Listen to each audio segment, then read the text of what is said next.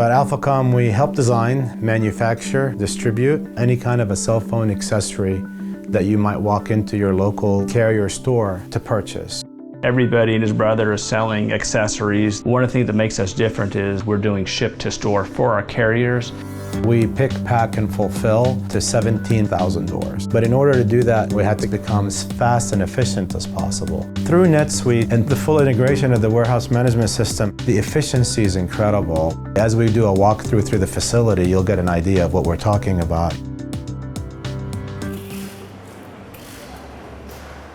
This warehouse is approximately 150,000 square feet. And we have warehouses here in Montebello, California, and a subsidiary in Mexico City. We receive product, we store it, and we pull it for pick, pack, and shipment.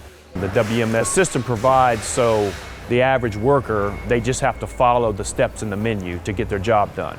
So it's laid out in processing steps that they can follow.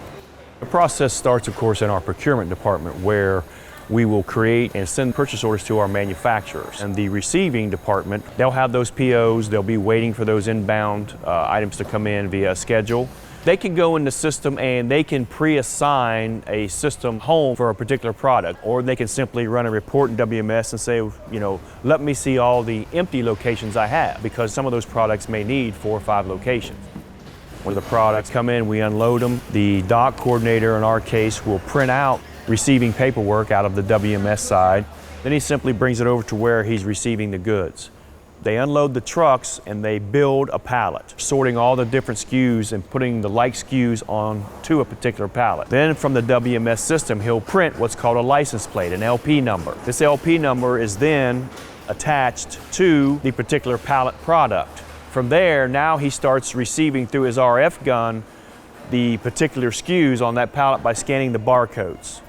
Then a material handler will get on a forklift. They will come scan this particular LP, and they're going to do what's called put to bin. So for example, in the WMS system, if that particular SKU, the materials manager assigned it to this particular bin, the material handler who scans the LP, he scans the particular location set up through the parameters in WMS. That's married up in the WMS system, which completes the initial receiver. So after we receive the goods and we put them in their storage bins, we also cycle count X amount of SKUs every day to make sure we're maintaining inventory balances. And that's done by our materials manager in here in the inventory part of WMS. So he can build anywhere from 1 to 50 per se if he wants to in a cycle count plan. And the materials worker would go out and physically count those items. The WMS does allow for that to totally be done in RF, but in AlphaComm's particular case, we still use it with a worksheet. One of the next phases is replenishment. You don't pick items from a basic warehouse storage bin.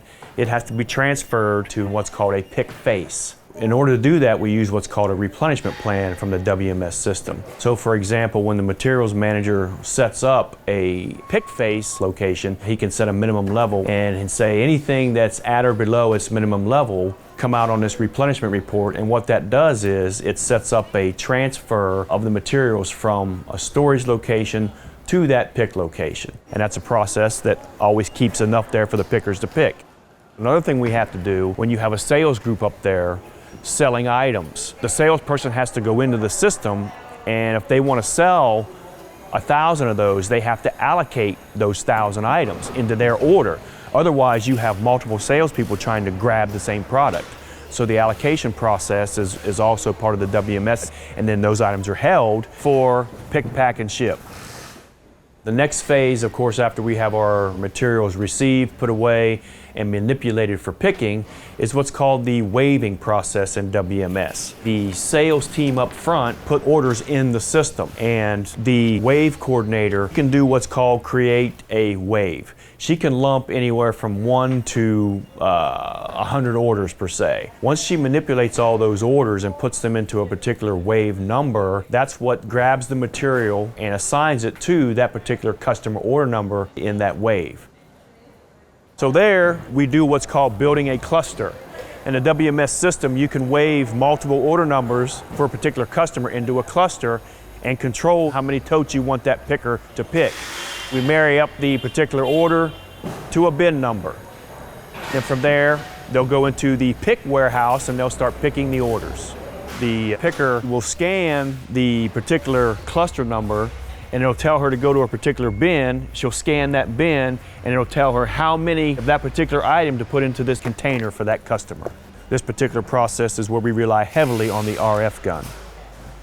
Once they finish picking an order, we use a pack-out station. The importance of the pack-out station is we're cross-checking what that picker picked in the RF gun as we marry it up to the customer's shipping container that we prep for shipping. He'll bring the particular order up in the WMS part of the screen, and it'll show the customer all the items that customer ordered. Then he'll simply start scanning the items, and that's the cross-check.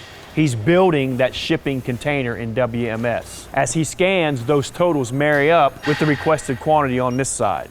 Once he completes that order, we set the container on the FedEx scale. Now in the WMS system, we have what's called an integration process. The WMS information integrates and talks to FedEx. If all those items are the correct quantity and the correct item and the correct weight, he can hit his finish button, and at that point he will get his FedEx shipping label. If the quantities are wrong and the item is wrong, it will not let him go further and he cannot get this shipping label and finish the customer container. Once that's done, FedEx writes back to our WMS system, which closes out the order and goes to our accounting department for billing. One of the intricate parts is in WMS, when the salesperson creates the order, they pick the shipping method. Do they ship it ground? Do they ship it ground priority, or do they ship it pallet? And as you get the final shipping label at pack-out station, it'll route it to the appropriate container. For example, if it's an overnight express, it'll sit here on the dock and it'll go out overnight express. If it's regular ground, it's simply loaded into the FedEx truck and the truck's taken away at the end of the day.